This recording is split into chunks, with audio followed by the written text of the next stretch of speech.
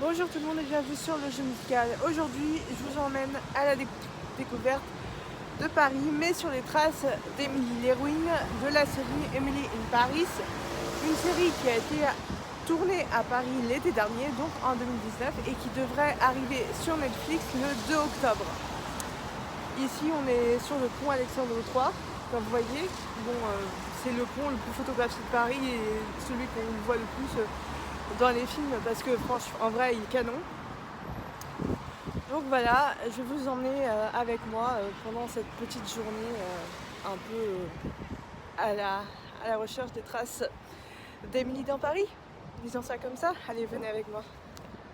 Emily est une jeune américaine venue de Chicago débarquant à Paris. Elle est censée habiter dans une chambre de bonne parisienne dans un très vieil immeuble parisien. Donc je pense que c'est plutôt l'île Saint-Louis puisque c'est là qu'on trouve les plus vieilles rues qui composent la capitale. On le voit à l'architecture très vieillot, pas du tout innovant. Mais l'île Saint-Louis a aussi ses charmes puisqu'il y a des petites rues très photogéniques et très agréables à visiter. Émilie aime aussi se poser sur les terrasses de l'île Saint-Louis pour réfléchir à sa nouvelle vie et faire le point. Donc dans la série, on peut voir la terrasse du restaurant Le Flore en île où elle se pose pour réfléchir et voilà, et faire des photos pour son compte Instagram. C'est un endroit assez beau et très chic pour être parisien. Émilie aime aussi courir sur les berges de Seine, sur les quais pour faire son footing. Elle aime aussi faire son footing au pied de la Seine, comme tout bon parisien, on va dire. Elle travaille dans une agence de marketing et pour ça, elle passe par la place des Victoires, qui est une place magnifique par son architecture. Il y a une grande statue au milieu et c'est assez impressionnant.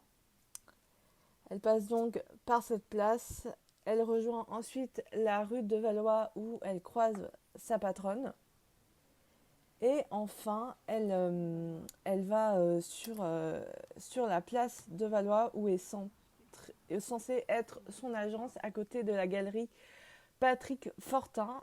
Voilà, c'est la petite porte en noir. Et c'est une place très chic puisque c'est là qu'il y a le ministère de la Culture. Ses collègues aiment déjeuner au bistrot valois juste à côté de l'endroit où ils travaillent. Logique, me direz-vous, mais Émilie, elle aime se perdre dans le jardin du Palais Royal et respirer au milieu des arbres.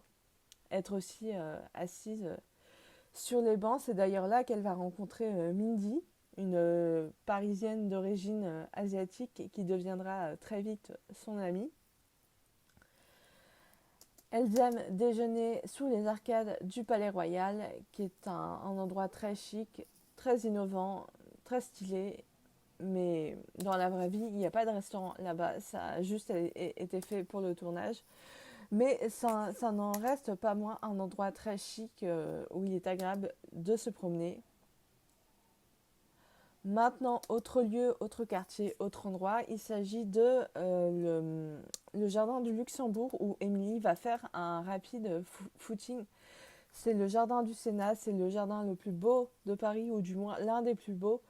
C'est assez chouette, mais par contre, il est très cher d'y tourner des scènes pour des séries ou un film. Donc c'est pour ça qu'il n'y a qu'une seule scène là-bas, à mon avis, parce que sinon, ça deviendrait trop cher.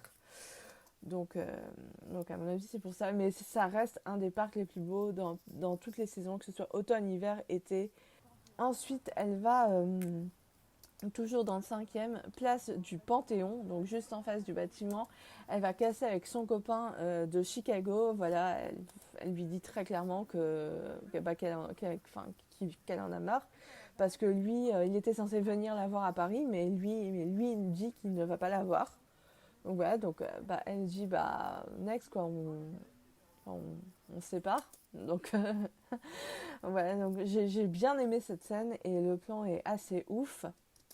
Ensuite, toujours dans le 5e, on va rue des Fossés Saint-Jacques, qui est une rue à l'architecture plutôt innovante. Il y a une architecture assez haussmannienne.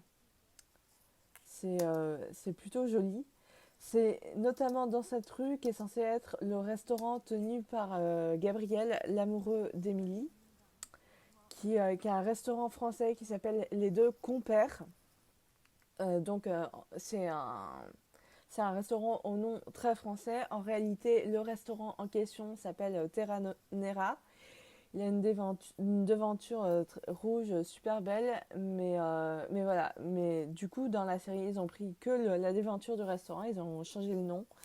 Et, euh, voilà. Mais on va aller se balader place de l'Odéon parce que même si c'est pas dans la série, c'est quand même un symbole, un monument parisien par excellence que je vous recommande vivement d'aller voir parce que c'est beau, parce que c'est Paris quoi.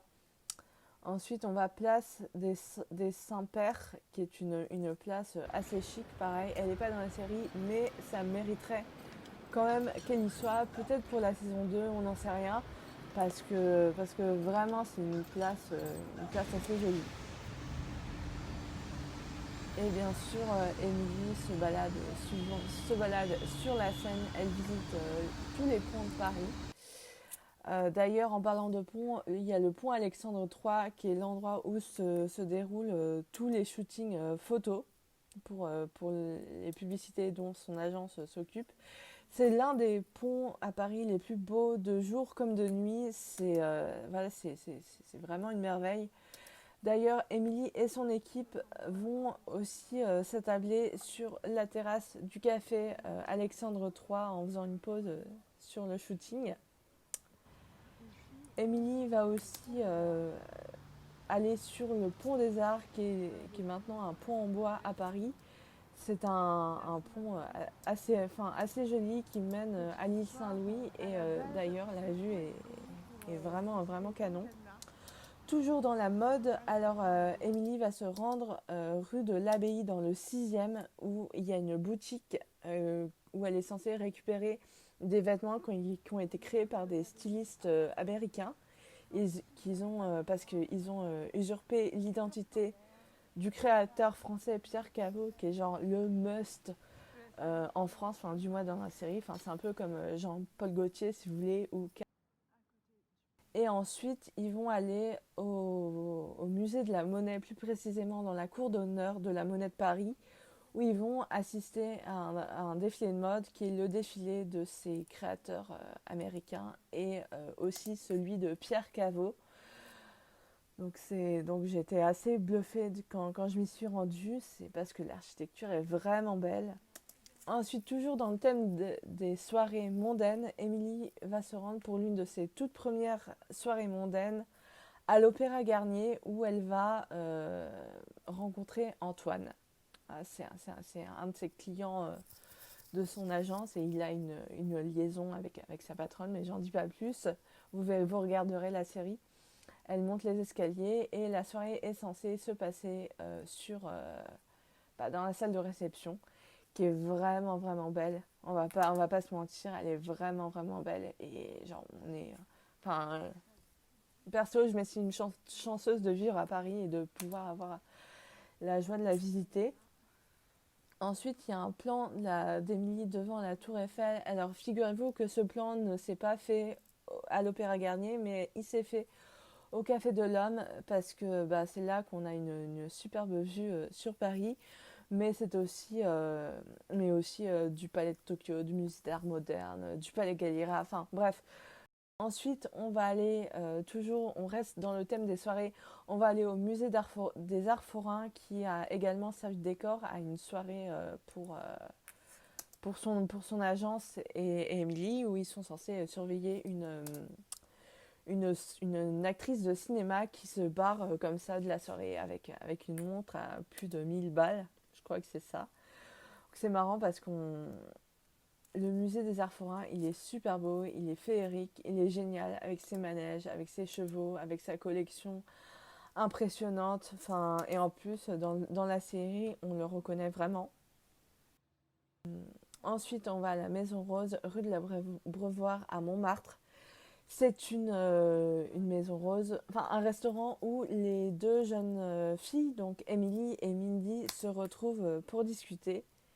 et passer une dernière soirée ensemble avant qu'Émilie ne supprime son compte Instagram. Toujours dans les cafés parisiens, on a le café de Flore, qui est l'endroit où Émilie va se retrouver toute seule un soir de nuit. Elle va rencontrer Thomas, un prof de philo qui enseigne à la fac, et il va devenir son amant. Voilà.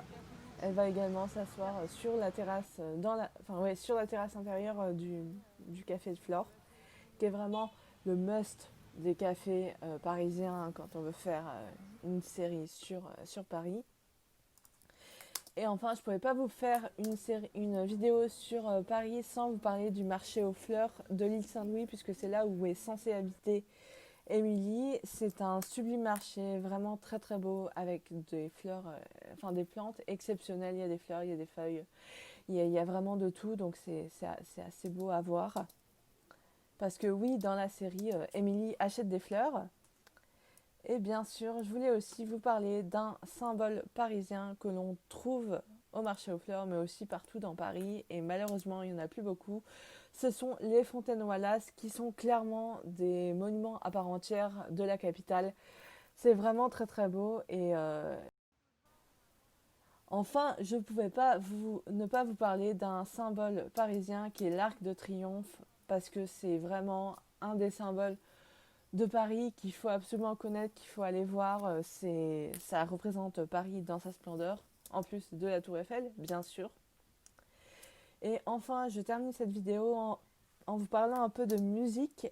Dans la série, on entend beaucoup de groupes français, que ce soit et particulièrement de la chanson française, que ce soit des anciennes chansons comme L'âge né en rose ou encore Paris Tropical du groupe Minuit, qui est un groupe assez récent, ou encore peut-être Hit Sale de Thérapie Taxi. Là, j'ai trouvé ça assez cool qu'il y ait aussi une vraie recherche qui soit faite là-dessus sur les groupes, les nouveaux groupes français en vogue. Sur ce, moi je vous laisse, n'hésitez pas à me dire si vous comptez visiter Paris, si vous l'avez peut-être déjà visité ou si ce parcours vous intéresse.